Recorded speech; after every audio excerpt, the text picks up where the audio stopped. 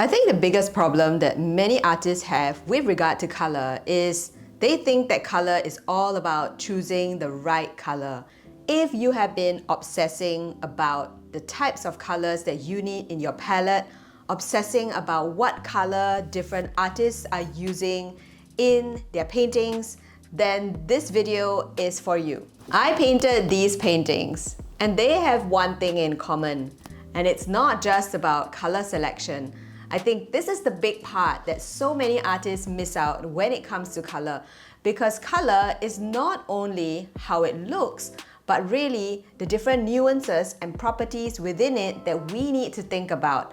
Now, I want today to be a session where you start taking all the knowledge that you have about color and changing it, because our focus is going to be on one thing today, and that is on values. Now, all of these paintings here that you see have one commonality. Now, even if you look at the pink flower right there, a lot of it is based off creating it in different color values. Now, when I talk about color values, I'm going to be doing a very short course on what it is and why it's important.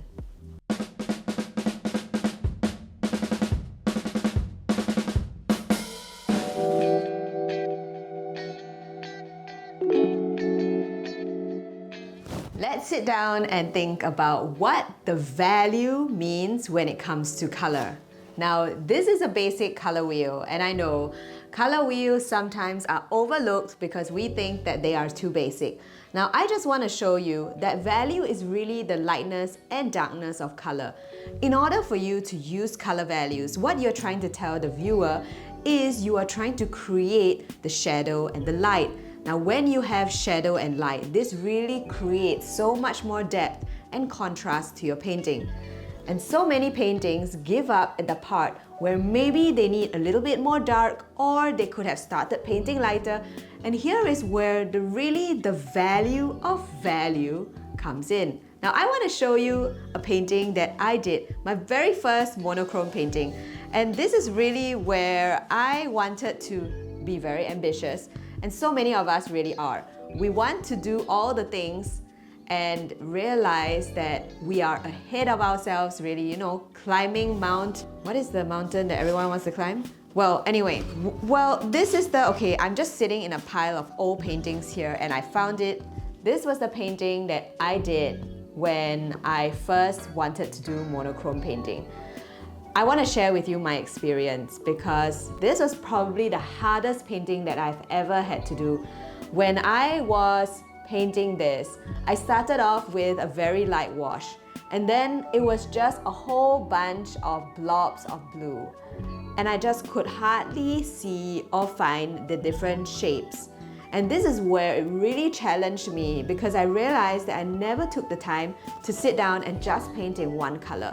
Now, what else has this taught me? It also taught me that I no longer need to be painting petals. Instead, I'm painting shapes. We're really looking at the different shapes, the shapes of light, the shapes of shadow, the shape of midtones, and all of these blocks of shapes are really what represents and creates your entire painting. Now, let me just scale back and share with you the next thing that I did. I did a live session together with Emma LaFay's Patreon members where we did color value studies. And here you will be able to see that I always start with a value scale here, so that it reminds me that in my painting, I need to be able to capture some of these different values inside to create depth in my flower. Now let's go into other flowers that I have done in monochrome. And as you can see, doing singular flower studies is actually so much easier and better.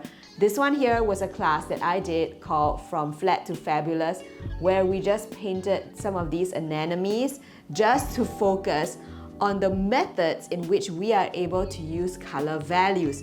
Now, this is really an underrated skill, but in order for us to really get into color values, one of the crucial things, as you can see, I am distracted once again, is the way in which we are using our brush. Now, why do I always come back to this? Because this guy here is going to be your water manager. when you are capturing your light, your mid, your dark tones, you essentially need to know how much water and paint you have in your brush. And from there, you are able to create with different tones and values. Now, there are so many different ways in which you can use monochrome, whether it is in more abstract forms, but I think this practice is really something that transformed my painting, and that is where I want to share with you the value of value. Now, even in my color swatches that I have done in my album, I always ensure that I have a representation of the different values, just so that you are better able to see and identify the next time that you are pulling out your swatches, how light your color can go and how dark it can go. Now, these are very important things when we are thinking about color. And I think so many artists, whether you're a beginner, advanced beginner, just jump into how to actually paint the flower and less about representing the light and shadow shapes when you are painting. I think another reason why many artists skip this part is because this part really isn't the part where it's fun. It can feel a little bit boring and monotonous, but the satisfaction that comes from being able to develop your painting from one layer into many different layers because you're starting to see shapes, this is really going to transform your painting into something that is a lot more loose.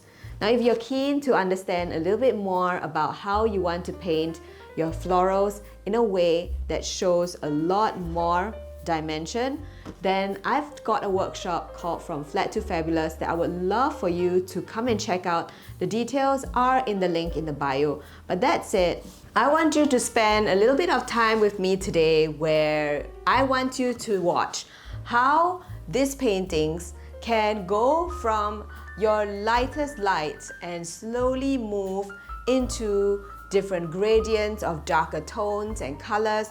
And this is really where we are adjusting how much paint and water we have on our brush in order for us to capture florals like these. Now, this is another painting that I had done where I wanted to capture color values. And I think one of the difficulties that so many artists face is really being able to see shapes. Now, here is where I think the most important and crucial part is not about getting it right. It's about getting a rough feel for what is supposed to be translated on the paper. With one clear focus where you are just painting florals and landscapes in just one color value, I think what you are going to discover is your ability to slow down, to breathe, and to really be identifying shapes and forms that are happening on your paper. This also will lead you to realize it is less about copying and so much more about discovery. You begin to start to see shapes that perhaps could lead you somewhere, or maybe you begin to see how you can translate or change some of these shapes in a way where you never thought you would see from a reference photo. I think the whole point of this practice is not just about leveling up and being able to paint with more depth, but I think the moral of the story that I really want to bring to you in this video is to also help you to see that by changing your focus and by slowing down, breathe, and to start to see shapes appear. This is really not about going fast or about getting it right, but I think it's about having that willingness to try, that curiosity to think and find shapes, and also start to see a new way of painting that goes beyond trying to get it right, but rather identifying shapes and almost like seeing things in a piece of a puzzle. As I begin this flower, you might think, wait, where is the color? And this today is exactly the point. Now today, I am stripping the color away so we can focus on something that's far more fundamental, and that is the value.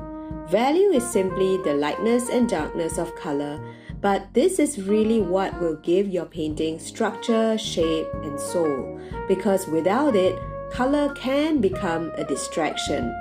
Now I want you to remember the first principle when it comes to painting in watercolor, and that is we paint from light to dark. Now look at the first wash. It's often light, delicate, and barely there. This is truly intentional because I want to start off soft so that I have room to build on. When watercolor dries, this is where you can continue to add layers over your existing painted areas, because this is all about how we're going to be doing layering. And value is going to give you the map on what to do next. Now, as I pick up more pigment, which is less water and more paint, this is where the form of the flower starts to emerge. Now, in a single color, you can see that it's becoming a whole range. And this is really just with water control. We are kind of telling the flower where the light is and where the shadows are hiding. So the missing link for so many artists is that we tend to think that by adding more colors, it is going to fix our painting. But so often, this confuses us. It also makes us feel like we need more color, and we end up feeling more overwhelmed.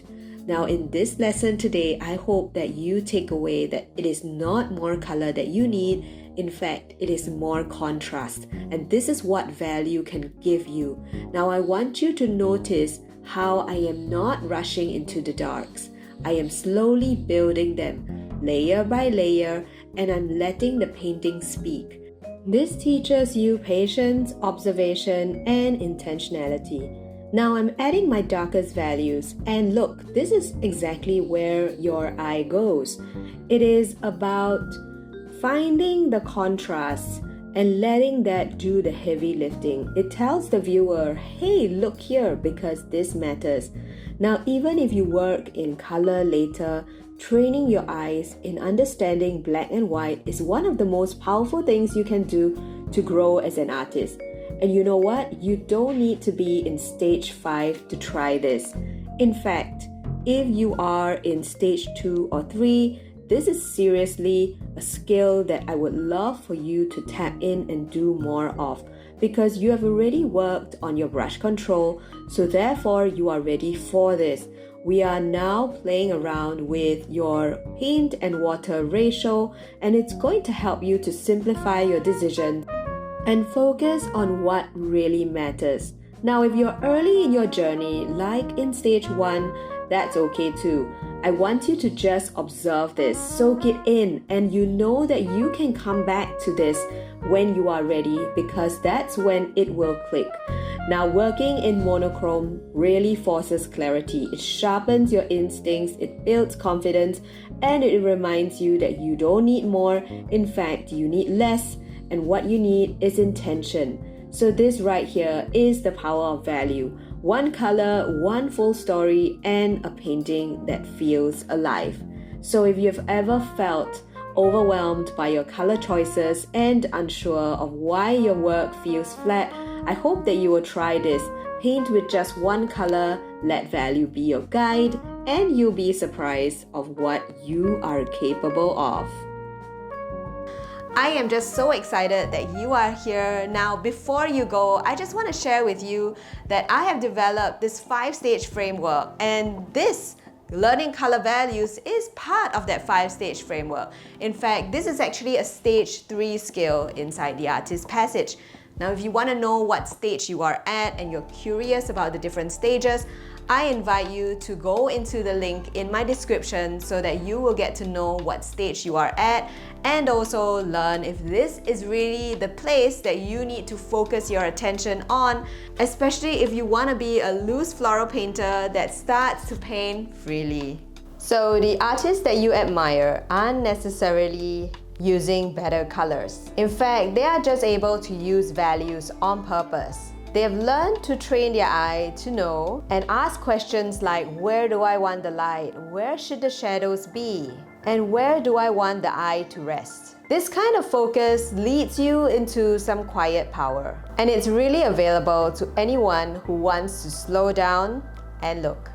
So have you ever tried painting in just one color? Maybe even just focusing on that one favorite color, painting it a few times, or maybe just choosing some references that are really simple, just one stalk, one stem, or maybe just a leaf even, just to test out your ability to create with different color values. Now, if you really want to explore this and take this further, then I would love to invite you to know what your stage is in the artist passage. Understanding how to capture your florals with more light and shadow is really a stage 2 to 3 skill.